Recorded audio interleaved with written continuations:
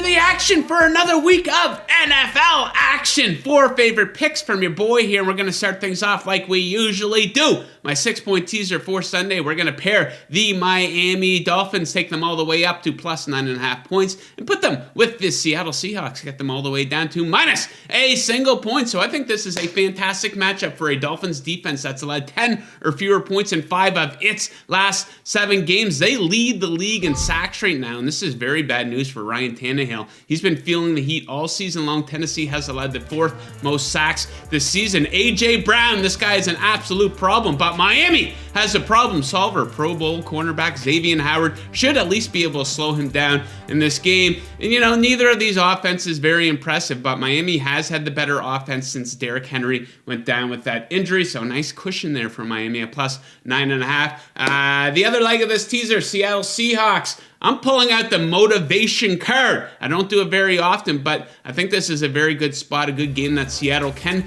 get up for because the writing is on the wall here. This very well could be Russell Wilson's final game in Seattle as a member of the Seattle Seahawks. You don't think he's going to get up for that? You don't think he's going to get up for this game after being dragged through the mud all week? Everyone questioning his ability after that loss to the Bears. Very ugly, and this is a good opponent for him to bounce back against Detroit Lions. 0-8-1 in their last 9 road games. Not very good.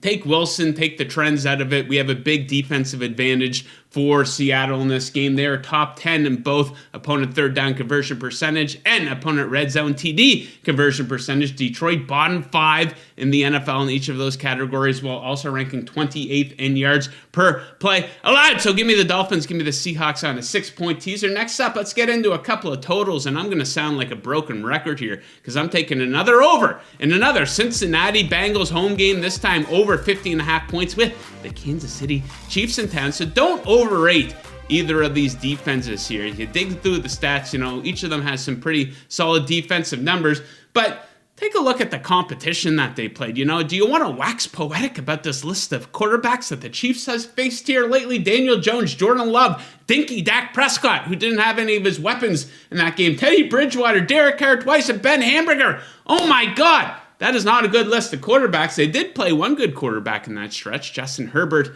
And the Chargers, all they did was allow 28 points in that game. Probably should have been a lot more had the Chargers been able to convert on a couple of 4th downs there. And this is a similar story for Cincinnati's defense. Whenever they play someone good, they're not very good. They allowed 26 points to San Francisco, 41 to Herbert. And the Chargers, dinky Baker Mayfield put up 41 points on them. Mike White put up 34 points on them. So don't overrate either of these defenses. Expect to see some big plays in this game. Bengals allowed the 3rd most passing plays at 20+ yards. Chiefs allowed the 4th most passing plays at 40+ yards. Obviously, each offense has some serious home run hitters. Each offense is on fire right now, 1st and 2nd in yards per play over the last 3 games, and some home-away scoring splits. The Bengals have gone over in 4 of their last 5 games at home. Average combined score of 56.4. KC road games have seen an average combined score of 55.67. So give me the over in that game. Next up, let's hop right back into this Dolphins-Titans game. Has a total of 40.5. Pretty low, right? Not low enough. Boom! I'm going to take the under in this game. So we have some very slow-moving offenses going head-to-head in this one. So Tennessee without Derrick Henry in the lineup here, they're averaging 4.5 yards per play. As a reference for how bad that is, Carolina and Houston rank last in the NFL in yards per play at 4.7. Tennessee has scored 20 or fewer points in 5 straight games now. And the Dolphins aren't really much better offensively, 4.8 yards per play on the season. Expect that clock to be moving. Both of these teams are clock suckers. You heard me, clock suckers.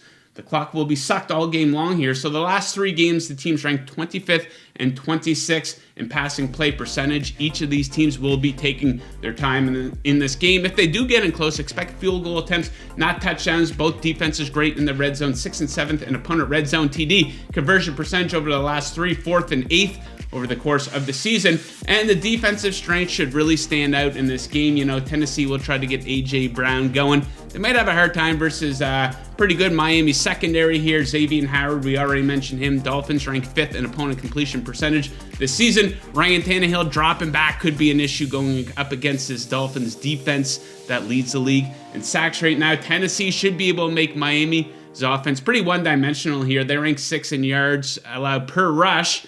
Also pretty strong on third down. So give me the under in that game. And we're going to wrap things up with my favorite spread pick of the week. It is the Philadelphia Eagles minus 3.5 points versus the Washington football team. Now, you might be the type of person to say, oh, Joe, the football team's going to be very motivated for this one after getting humiliated, after getting the living shit kicked out of them by the Dallas Cowboys, losing by 42 points. Well, guess what? I'm not one of those people. Cut the crap here, guys.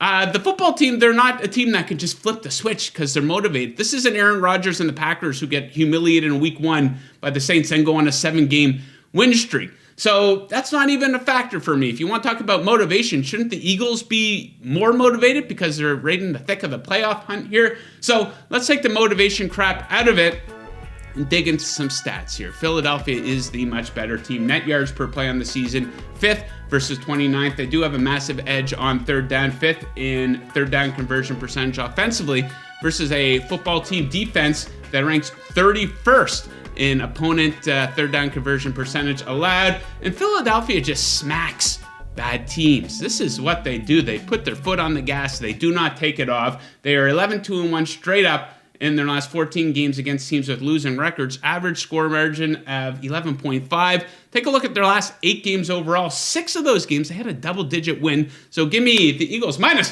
3.5. There you have it. My best bets for Week 17 Sunday action. Drop your best bets in the comment section right down there. Make sure you are subscribing to this channel. Give this video a like. If you like it, good luck with your picks, unless you're fading me. And as always, keep chasing that paper. Woo! Everybody wanna party ride, everybody wanna